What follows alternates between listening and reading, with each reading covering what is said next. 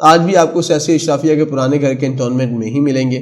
اس کے ساتھ ساتھ سول لائنز کے نام سے عام آدمیوں سے علیحدہ ایک اور علاقہ آباد کیا گیا جو زیادہ تر عمرا کے لیے مختص تھا۔ سرمایہ کی ریل پیل شروع ہوئی تو گلبرگ، لاہور اور ڈیفنس کراچی جیسی آبادیاں وجود میں آئیں جہاں ایکڑوں پر پھیلی ہوئی رہائش گاہیں تھیں، مگر آج تو ہر شہر اور ہر قصبے میں آپ کو ایسی لاتعداد آبادیاں نظر آئیں گی جن میں صرف عمراء اور رؤساء رہتے ہیں۔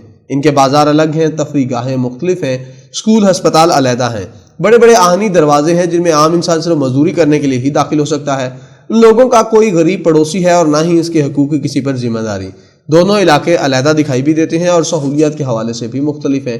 ایک جانب غریب تعفن زدہ بستیاں ہیں جن میں سیوریج، نہ پانی و بجلی، اور دوسری طرف زندگی جگمگاتی جاگتی ہے۔ رہائش گاہوں کے حساب سے ایسی تقسیم آپ کو دنیا کے کسی ترقی یافتہ ممالک میں بھی نظر نہیں آئے گی۔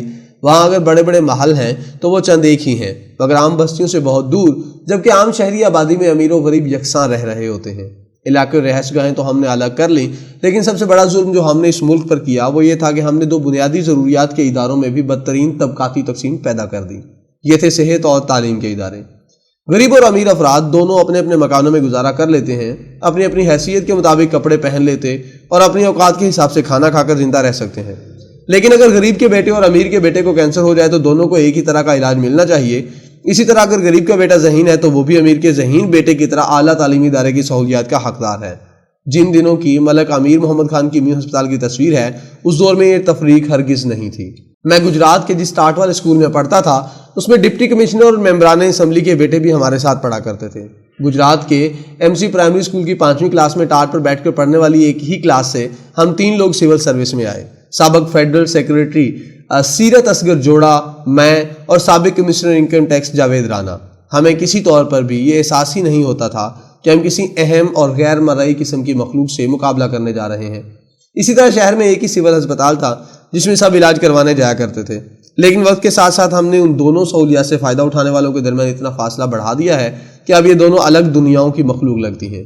وہ شخص جو سرمایہ رکھتا ہے اس کے لیے پرائیویٹ ہسپتالوں کی ایک وسیع دنیا ہے جہاں سے وہ علاج کروا سکتا ہے، جبکہ غریب آدمی سرکاری ہسپتالوں کی زبوں حال کیفیت میں اپنے پیرے کی لاش اٹھا کر لاتا ہے۔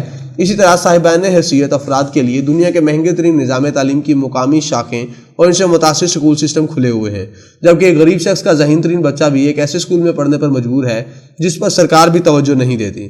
ایک دفعہ سیکرٹریز کی میٹنگ میں ایک وزیر اعلیٰ نے سوال کیا کہ ہم اپنی صحت اور تعلیم کی سہولیات کو کیسے بہتر بنا سکتے ہیں۔